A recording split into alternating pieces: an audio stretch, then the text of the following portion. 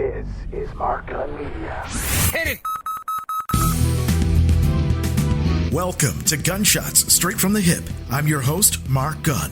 The views expressed on this program are those of the host and guests and not necessarily reflective of anyone or any entity associated with this broadcast.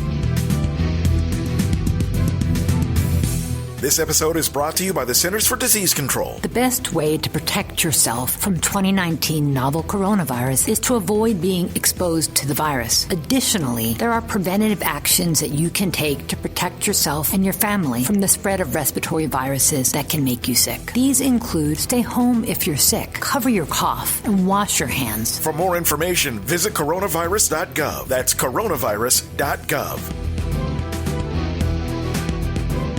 This episode, K.A.R.E.N. Not just a name, it's a mission statement.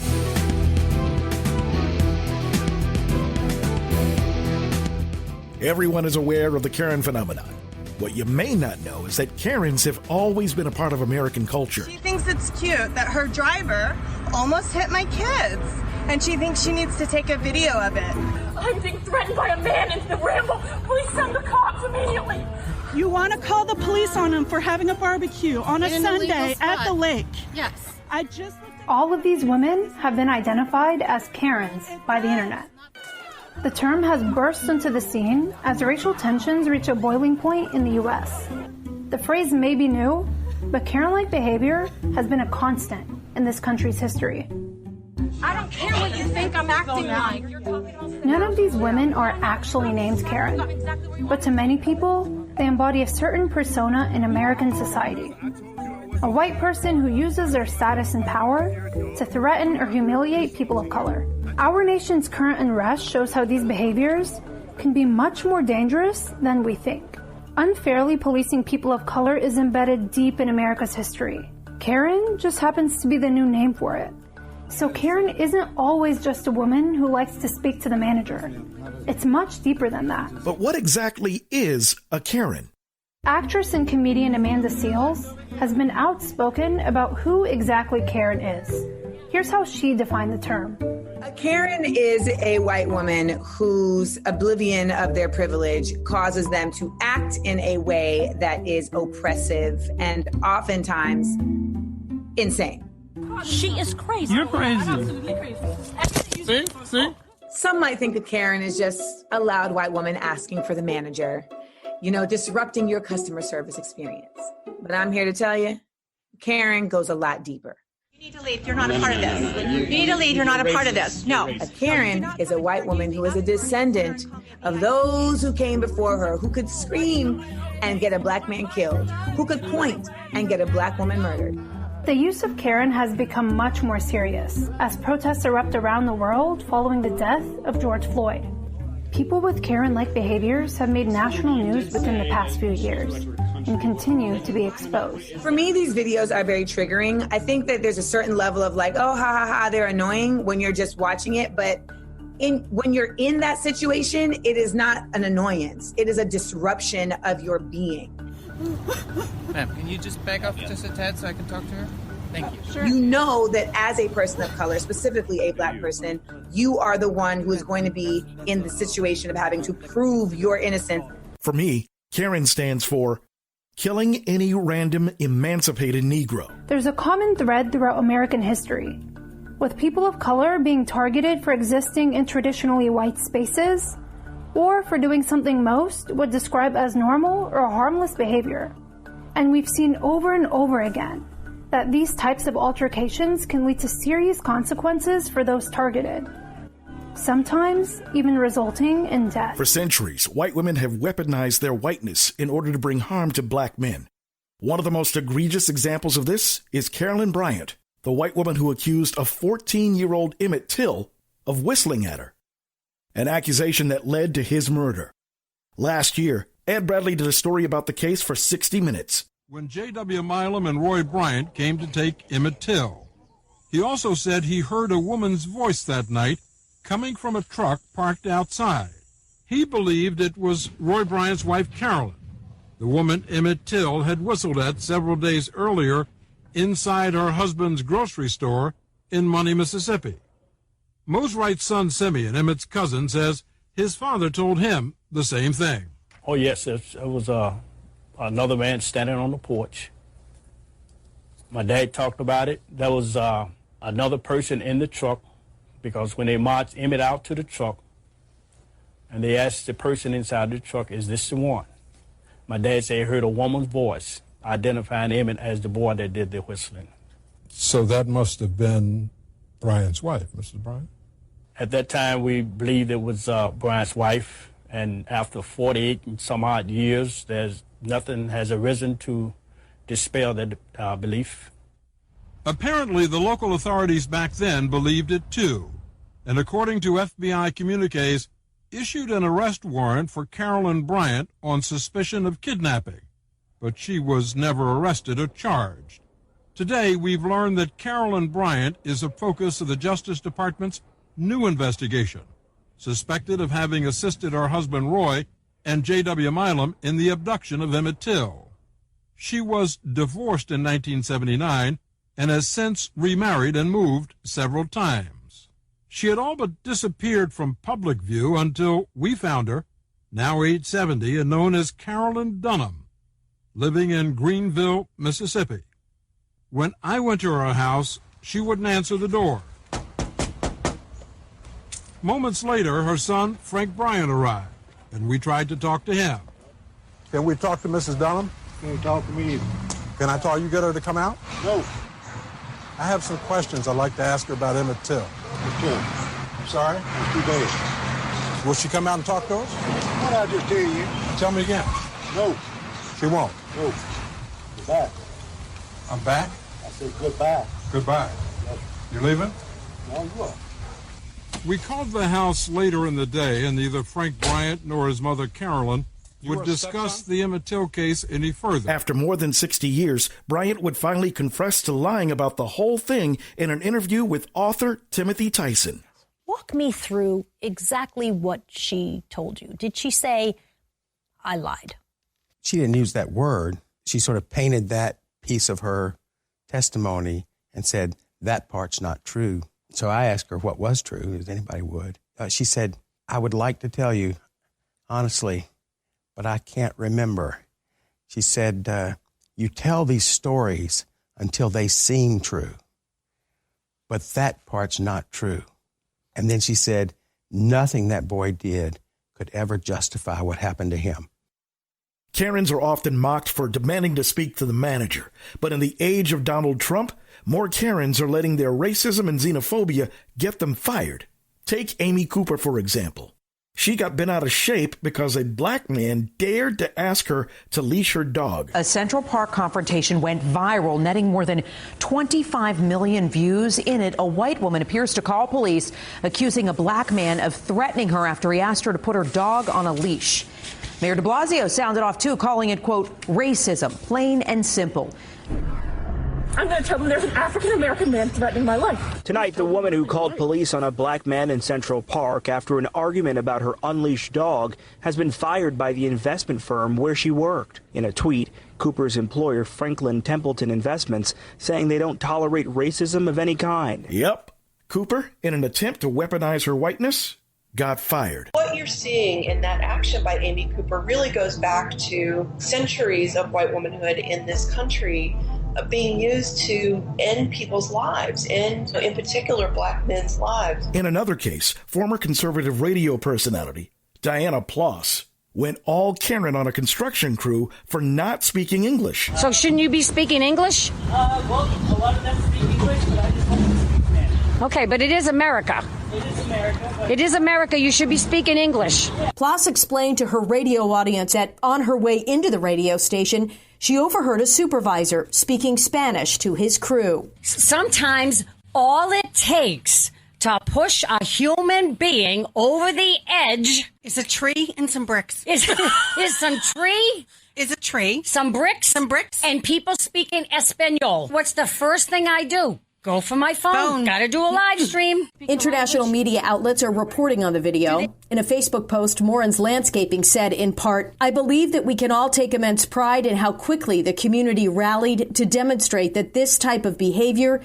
is completely unacceptable and will not be tolerated. Diana Ploss is a bigot, a xenophobe, a person spewing all the MAGA talking points to show their despise for fellow man and woman if they are not white and do not believe in the world of Trump conspiracies. And guess what? You are about to lose your job. Oh, it happened. Miss Diana Ploss was fired from her radio gig, reports TMZ. WSMN 1590 issued the statement. Diana Ploss is no longer associated or affiliated in any way with WSMN. They added, "We value freedom of speech, freedom of expression and assembly. We will not tolerate discrimination, racism, or hatred. We continue to present and offer on-air opportunities for discussion, education, and the exchange of opinions and ideas." That's right. Another Karen is out of a job simply because she couldn't stand the thought of anyone in this country speaking any other language than English. And here's what happens when a Karen Karens where she simply shouldn't. What's your name again?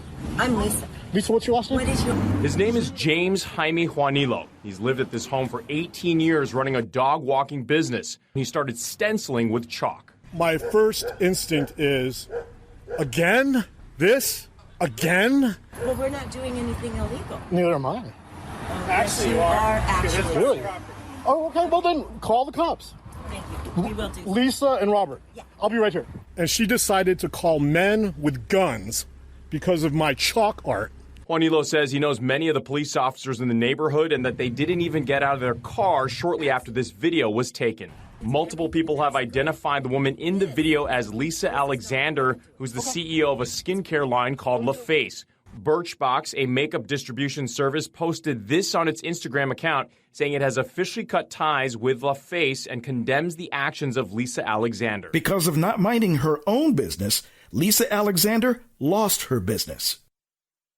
One question I continue to ask is, with all of the examples of Karens Karening their way out of their livelihoods, why do they continue to do it? More specifically, why is there such an overwhelming need to police black and brown bodies? What is it that makes a Karen in the first place?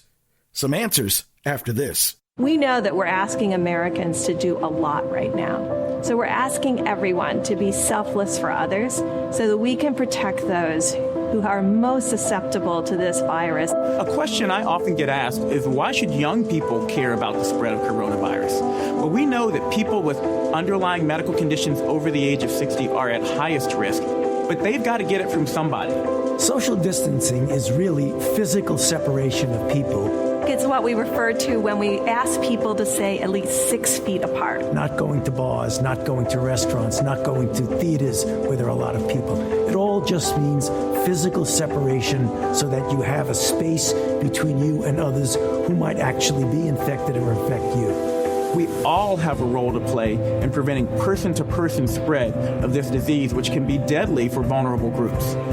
For more information on how you can social distance, please go to coronavirus.gov.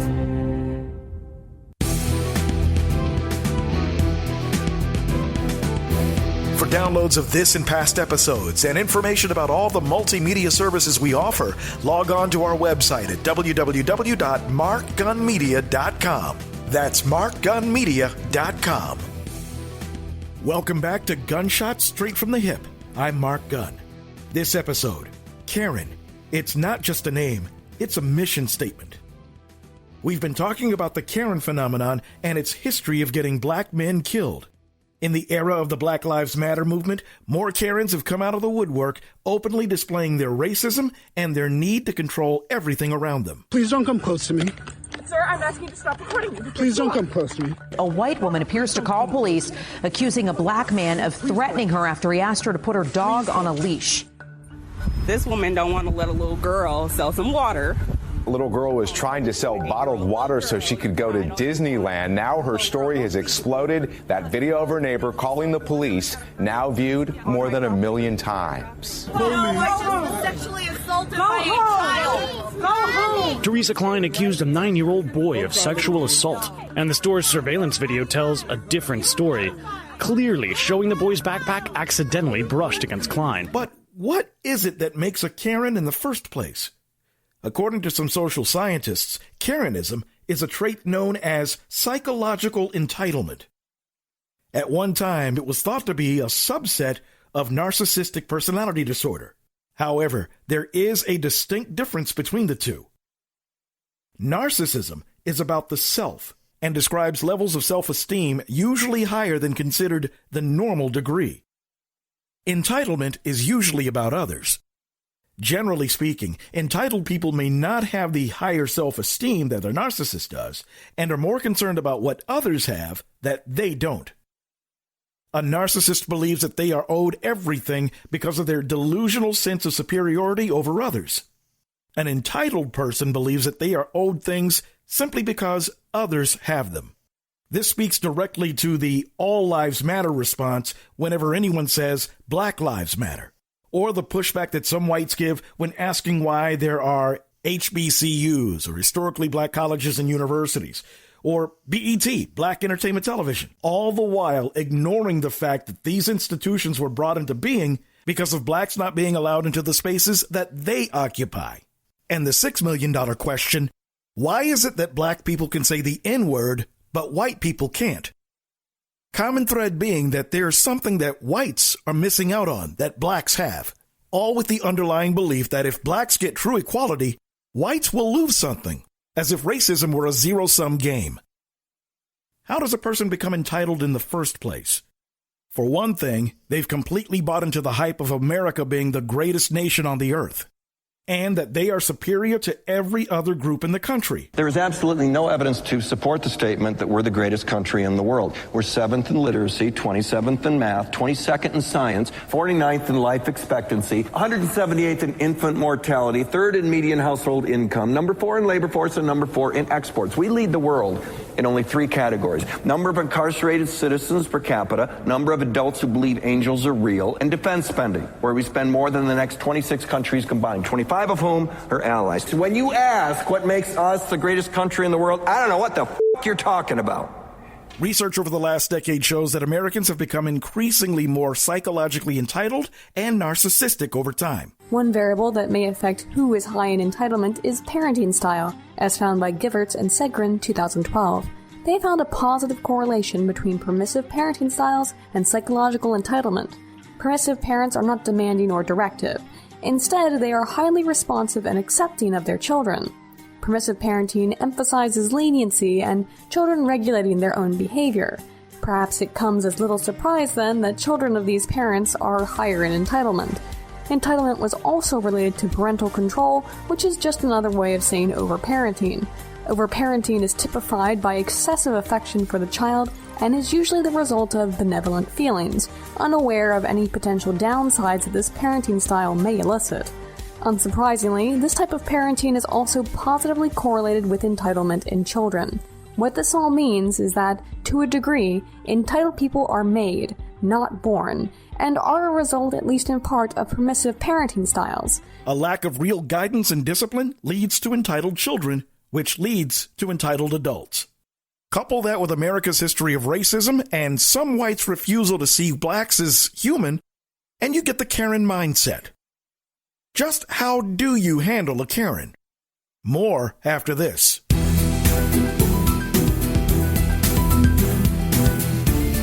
If you're an advertiser, one of the most important things about getting your message out is actually standing out from the rest of the crowd. If you're listening to this program right now, this is where you would hear your commercial. As an exclusive sponsor to Gunshots Straight from the Hip, your commercial is professionally produced and gets a longer shelf life based on your needs. Gunshots Straight from the Hip is a unique and compelling program, unlike anything else in the marketplace. Episodes are also available for download on iTunes, and depending on how you tailor your message, the potential for new and repeat customers is that much greater. Best of all, it's extremely cost-effective. If you'd like more information on how to sponsor this broadcast, call Mark Gunn Media Inc. at 502-205-2085 or 502-407-0283.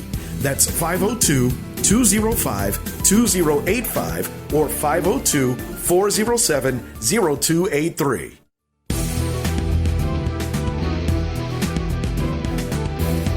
For downloads of this and past episodes and information about all the multimedia services we offer, log on to our website at www.markgunmedia.com. That's markgunmedia.com. Welcome back to Gunshots Straight from the Hip. I'm Mark Gunn. In this episode, K.A.R.E.N. Not just a name, it's a mission statement.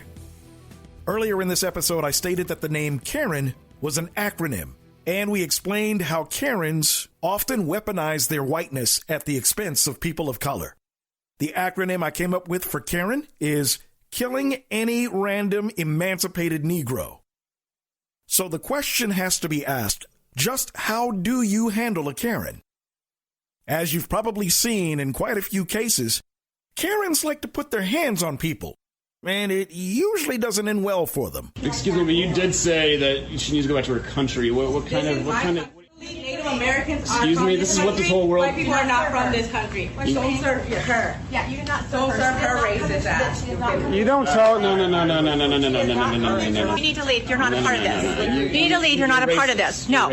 No, you do not come in here and use the F word and swear and call me a B-I-T-C-H. I've never even said that I said she is, and you're not a part of this. that word. So you get out of here. I know. I said she is, and that's why she's leaving. So you will leave too. No. This is going all over the internet. You don't know who I am. You told her to go back to her country where she's from. I didn't even touch you. That's assault. Yeah. You guys know that, right? Yeah. Where were you born? Where were you born? God was born in America. Where are your ancestors from? They're not from this country. You're going back to Mexico. You better go back to where you're from. You just walked into her. Excuse me. Hey, God. She just touched me. Oh my God. Yeah, you deserved it. Oh my God. In my opinion. Yeah, you pushed her and she smacked you. That was self-defense on her part. Oh, she grabbed me. Nope. And in other cases, Karens are caught on camera in full Karen mode, and they don't like it too much.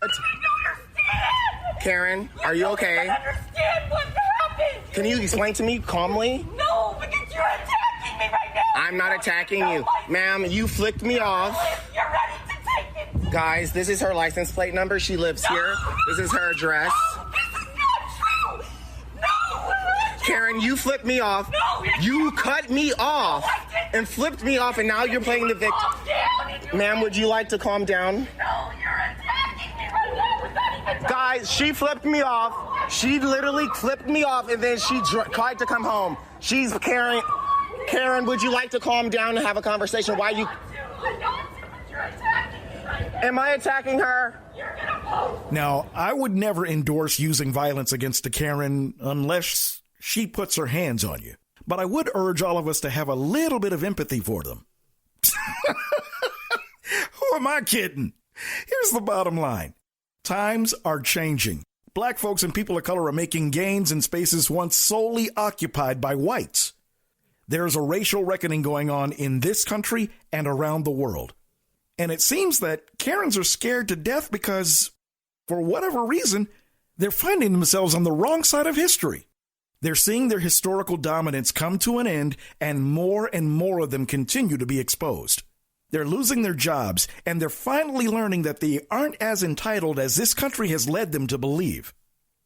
Look, I won't kid you. Karens are going to continue to K.A.R.E.N., but we have to continue to expose them. Speaking of which, when you're taking your videos of Karens being K.A.R.E.N., do me a favor. Turn your camera to the landscape or horizontal position instead of shooting vertically or in the portrait position. We want to see everything that you see. We want to see K.A.R.E.N. in her full glory. Remember to keep your phones charged because as long as K.A.R.E.N. continues not to be able to mind her business, that's your opportunity to gain some business. Now look, we've had a little bit of fun talking about Karens, but there's one crucial thing that you must remember. And I know we're having fun with this, but what I'll always tell people is, like, please make sure that we don't get so caught up in cute nicknames. We really need to remember that the reason that we're talking about these people is because they're having egregious behavior that's been caught on camera. Let's not let their racial slurs or their berating of people that are trying to take care of them or as social service workers go unnoticed because we're too quick to try and think of a cute, catchy nickname. So I understand where all this is coming from, but always focus on the fact that their behavior is outrageous and that should not be condoned or put in a way that we can laugh at it. We need to call it what it is. Yeah, and it is entitlement. I think that's exactly right, and privilege. And if you happen to personally know a K.A.R.E.N., make sure she checks out this episode. Thanks for listening. This is Mark Gunn Media. Hit it! Hey, what's up? This is Mark Gunn. I have an audiobook that I collaborated on with author Steve Dust Circle. It's called Before Your First Gig. It's written specifically for the new band or artist just getting started. In about 15 minutes, we will give you the blueprint for setting up to give live performances, marketing your band, and making your music presentable to the masses and the audience that you're going after. Thousands of dollars in sound advice for, get this, $3.99. That's right, $3.99. To download your copy, simply go to my website, markgunmedia.com. That's markgunmedia.com, and the link is on the homepage. It's available from Audible, iTunes, and Amazon. Just click the link that you prefer. As an added bonus, with the proof of purchase, I'll send you the Mark Gunn Media Artist Starter Kit at no additional cost. In it, you'll find all the resources you need to learn about music licensing and publishing, how to register your music with BDS and SoundScan in order to get radio airplay. There's also information about how to become a member of ASCAP and BMI. All the forms you need are included. And finally, the relationship between music and money, how you can cash in. Once you've downloaded your copy of Before Your First Gig, send me an email confirmation by going once again to the website, markgunmedia.com, and hit the Contact Us link. Just give me the name of one of the chapters you heard and any feedback about the book that you may have, and I will send you that Artist Starter Kit. Thousands of dollars worth of information for just under $4. You won't find this anywhere else. Remember, go to markgunmedia.com and download Before Your First Gig from the link on the homepage. Reach out with your proof of purchase by giving me the name of one of the chapters you heard, and the Mark Gunn Media Artist Starter Kit is yours at no additional cost. Mark Gunn Media. No hype, no hoopla, just damn good work. You've been listening to Gunshots Straight from the Hip. The views expressed are those of the host and guests and not reflective of any business entity or anyone associated with this broadcast. If you have any comments or want more information on how to be a sponsor, log on to our website at markgunmedia.com or call us at 502-407-0283. That's 502-407-0283. Thank you for listening. Mark Gunn Media. No hype, no hoopla, just damn good work.